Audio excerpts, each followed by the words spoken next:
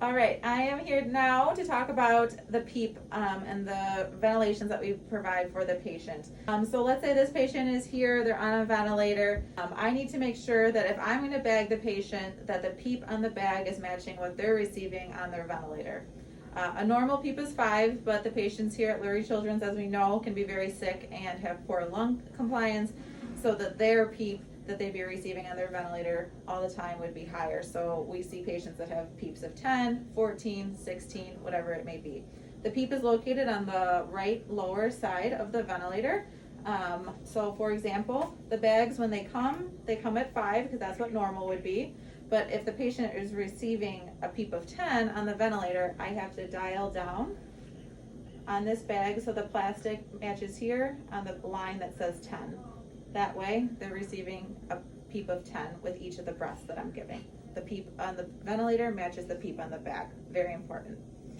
Some trach troubleshooting that we might have to do. Let's say this patient has a trach, is on room air, breathing on their own, not receiving any sort of support, and they come in desatting, which they frequently do.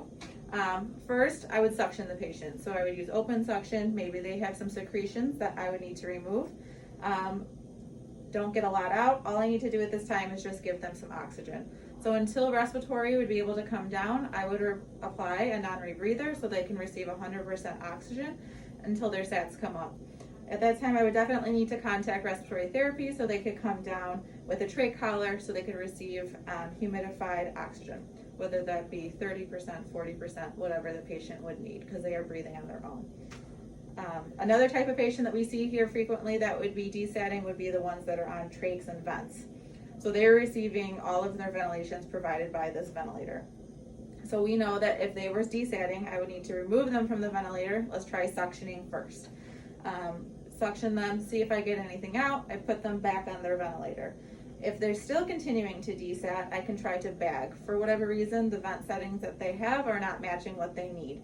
So we can bag the patient. So this is when the PEEP on the bag comes into play, because you want to make sure that you're matching what they have on their ventilator. Another time we would be contacting respiratory early so that they can come down, assess the patient, and see if there needs to be any changes on the ventilator settings in itself. Worst case scenario, you would need to do a trach change, which we will talk about next.